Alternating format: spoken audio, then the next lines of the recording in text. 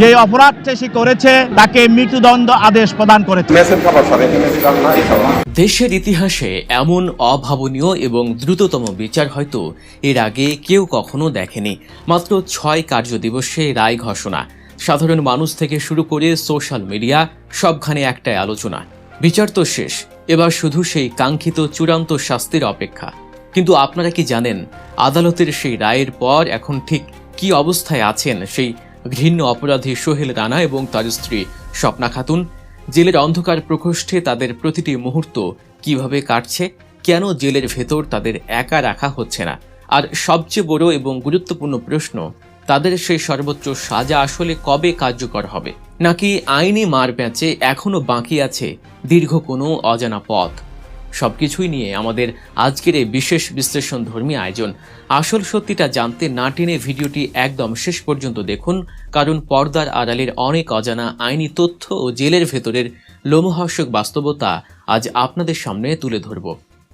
ঘটনার সূত্রপাত গত 19 মে রাজধানীর পল্লবীর একটি সাধারণ বাসায়। 7 বছরের এক ছোট্ট ফুটফুটে মেয়ে, যার চোখে ছিল শুধুই রঙিন স্বপ্ন আর আগামী দিনের সম্ভাবনা। কিন্তু সে মেয়েটি আর কখনো তার মায়ের কোলে ফিরে আসবে না। সেই অবুঝ শিক্ষার্থীকে অত্যন্ত সুকৌশলে নিজেদের কক্ষে ডেকে নিয়ে যায় প্রতিবেশী স্বপ্না খাতুন। এরপর সেখানে সেই মেয়েটির উপর নেমে আসে এমন এক ভয়ঙ্কর অমানবিক পাশবিকতা এবং নির্মম শারীরিক নিগ্রহ, যা কোনো সুস্থ মস্তিষ্কের মানুষ কল্পনা করতে পারে না। দীর্ঘ সময় ধরে খোঁজাখুঁজির পর যখন দরজা ভেঙে সেই মেয়েটির নিথর দেহ উদ্ধার করা হয়, তখন পুরো দেশ স্তব্ধ হয়ে গিয়েছিল। এই মর্মান্তিক এবং পৈশাচিক ঘটনার পর দেশজুড়ে তৈরি হয় তীব্র ক্ষোভ। সাধারণ মানুষের একটাই দাবি ছিল দ্রুততম সময়ের মধ্যে এই অমানবিক অপরাধের দৃষ্টান্তমূলক বিচার। আইনশৃঙ্খলা রক্ষাকারী বাহিনীও বিন্দুমাত্র সময় ক্ষেপণ করেনি। অত্যন্ত দ্রুততার সাথে প্রধান অভিযুক্ত সোহেল রানা ও তার স্ত্রী স্বপ্নাকে আইনের আওতায় নিয়ে আসে। এরপর শুরু হয় বিচারিক প্রক্রিয়া। মাত্র 19 দিনের বিচারিক যাত্রা এবং টানা 6 কার্যদিবসের মধ্যে আদালত সম্পূর্ণ নজিরবিহীনভাবে মামলার রায় ঘোষণা করেন।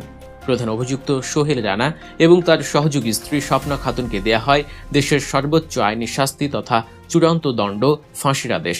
এই রায় ঘোষণার পর সাধারণ মানুষের মনে কিছুটা স্বস্তি ফিরে এলেও একটি প্রশ্ন সবার মুখে মুখে ঘুরপাক খাচ্ছে: কবে কার্যকর হবে এই চূড়ান্ত দণ্ড? এখানে আসে আমাদের আইনি ব্যবস্থার সবচেয়ে গুরুত্বপূর্ণ এবং জটিল একটি ধাপের বিশ্লেষণ। অনেকেই হয়তো ভাবছেন নিম্ন আদালত রায় দিয়ে দিয়েছে, তার মানেই হয়তো কাল বা পরশুই সাজা কার্যকর হয়ে যাবে। কিন্তু বাংলাদেশের আইনি কাঠামো অনুযায়ী বাস্তবতা সম্পূর্ণ ভিন্ন। নিম্ন আদালতে দেয়া এই সর্বোচ্চ দণ্ডের রায়ই কিন্তু চূড়ান্ত রায় নয়। যে কোনো মামলার যখন বিচারিক বা নিম্ন আদালত কোনো আসামিকে সর্বোচ্চ সাজা প্রদান করেন, তখন সেই রায় স্বয়ংক্রিয়ভাবে একটি বিশেষ আইনি প্রক্রিয়ার ভেতর দিয়ে যায়, যাকে আইনের ভাষায় বলা হয় ডেথ রেফারেন্স।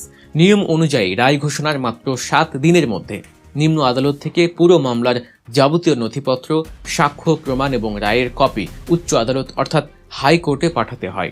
এই ডেথ রেফারেন্স হলো আইনি ব্যবস্থার একটি বিশেষ রক্ষা কবচ, যাতে কোনোভাবে কোনো নিরপরাধ মানুষ ভুল বিচারের শিকার না হন। হাইকোর্টে এই নথিপত্র পৌঁছানোর পর শুরু হয় পেপার বুক প্রস্তুত করার বিশাল কর্মযজ্ঞ।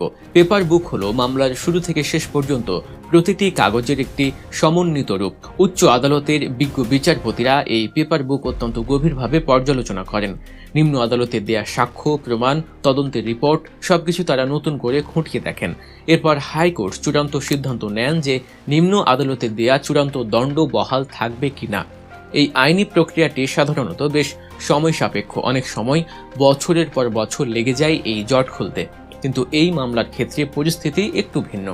দেশজুড়ে ব্যাপক আলোড়ন সৃষ্টি হওয়ায় রাষ্ট্রের সর্বোচ্চ পর্যায় থেকে এটি দ্রুত নিষ্পত্তির আশ্বাস দেওয়া হয়েছে। মাননীয় আইনমন্ত্রী এবং রাষ্ট্রের প্রধান আইন কর্মকর্তা বা অ্যাটর্নি জেনারেল ইতিমধ্যে স্পষ্ট করেছেন যে প্রধান বিচারপতির দৃষ্টি আকর্ষণ করে এই মামলার ডেথ রেফারেন্স এবং আপিল শুনানি যাতে দ্রুততম সময়ের মধ্যে সম্পন্ন হয় সেই উদ্যোগ নেওয়া হবে। তবে বিচার বিভাগের স্বাধীনতার প্রতি পূর্ণ সম্মান রেখেই বলতে হয়, উচ্চ আদালতের এই প্রক্রিয়া ঠিক কতদিন বা কত মাস সময় নেবে তা নির্দিষ্ট করে বলার কোনো সুযোগ কারো হাতেই নেই। এখন সবচেয়ে কৌতূহলোদ্দীপক প্রশ্ন হলো, উচ্চ আদালতের এই চূড়ান্ত সিদ্ধান্ত না আসা পর্যন্ত কোথায় এবং কিভাবে আছেন সোহেল রানা এবং স্বপ্না খাতুন?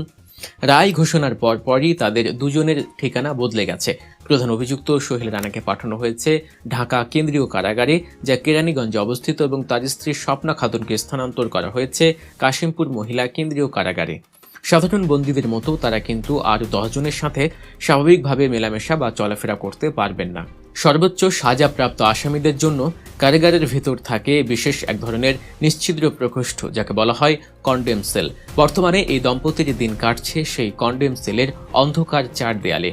আপনাদের হয়তো মনে হতে পারে যে কন্ডেম সেলে তাদের বোধহয় একেবারেই একাকী এবং নিঃসঙ্গ অবস্থায় ফেলে রাখা হয়েছে, কিন্তু কারা অধিদপ্তরের নিয়ম অনুযায়ী সর্বোচ্চ সাজাপ্রাপ্ত বন্দীদের কখনোই সেলে একা রাখা হয় না। এর পেছনে রয়েছে এক গভীর মনস্তাত্ত্বিক কারণ। যখন কোনো মানুষ জানতে পারে যে তার জীবনের সমাপ্তি একটি নির্দিষ্ট চূড়ান্ত সাজার মাধ্যমে হতে যাচ্ছে, তখন সে মানসিকভাবে মারাত্মক বিপর্যস্ত হয়ে পড়ে। এই চরম হতাশা, অনুশোচনা এবং মৃত্যু ভয় থেকে অনেক আসামি আত্মহননের পথ বেছে নিতে চায় বা মানসিক ভারসাম্য পুরোপুরি হারিয়ে ফেলে। এই জীবনের ঝুঁকি এড়াতে কন্ডেম সেলে একজন বন্দীর সাথে আরও 2 থেকে 4 জন একই রকম সাজাপ্রাপ্ত বন্দীকে একসঙ্গে রাখা হয়।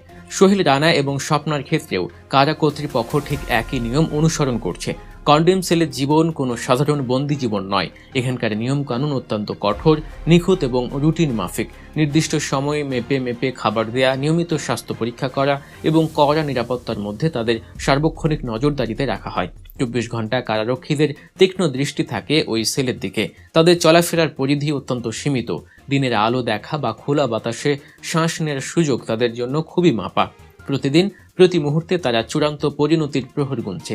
যে মানুষগুলো একটি অবুঝ শিশুর প্রতি বিন্দুমাত্র দয়া বা মানবিকতা দেখায়নি, আজ তারা নিজেরাই নিজেদের জঘন্য কর্মফলের কারণে এক বন্দী, শৃঙ্খলিত এবং আতঙ্কগ্রস্ত জীবন পার করছে। এই মামলা রায় এবং বিচারিক প্রক্রিয়া দেশের আইনি ইতিহাসে নিঃসন্দেহে একটি মাইল ফলক হয়ে থাকবে। রায়ের পর নিহত রামেশার বাবা অত্যন্ত ভারাক্রান্ত হৃদয়ে গণমাধ্যমের সামনে জানিয়েছেন তিনি এই রায়ে সন্তুষ্ট। তবে তার এবং পুরো দেশবাসীর সেই কাঙ্ক্ষিত চূড়ান্ত স্বস্তি তখনই আসবে যখন উচ্চ আদালতের সমস্ত আইনি প্রক্রিয়া শেষে এই রায় বাস্তবে কার্যকর হবে। দেশের লাখো মানুষ আজ সেই দিনের অপেক্ষায়। বিচার ব্যবস্থার উপর মানুষের যে অগাধ আস্থা তৈরি হয়েছে তা এই রায়ের চূড়ান্ত বাস্তবায়নের মাধ্যমেই পূর্ণতা পাবে। আইনি প্রক্রিয়ার এই দীর্ঘ পথ কবে শেষ হবে এবং কবে আমরা চূড়ান্ত পরিণতি দেখতে পাবো তা সময়ই বলে দেবে। তবে জঘন্য অপরাধীদের যে কোনো ক্ষমা নেই, এই শক্ত বার্তাটি ইতিমধ্যেই সবার কাছে খুব স্পষ্টভাবে পৌঁছে গেছে। এতক্ষণ ধরে এই অত্যন্ত গুরুত্বপূর্ণ এবং বিশ্লেষণধর্মী আলোচনাটি আমাদের সাথে থাকার জন্য আপনাদের অসংখ্য ধন্যবাদ। এরকম আরও চাঞ্চল্যকর ঘটনার পেছনের আইনি বিশ্লেষণ, অজানা তথ্য এবং গভীরতর পর্যালোচনা পেতে আমাদের চ্যানেলটি এখনই সাবস্ক্রাইব করুন এবং পাশে থাকা বেল আইকনটি চেপে দিন, যাতে আমাদের পরবর্তী কোনো ভিডিওর তথ্য আপনার মিস না হয়।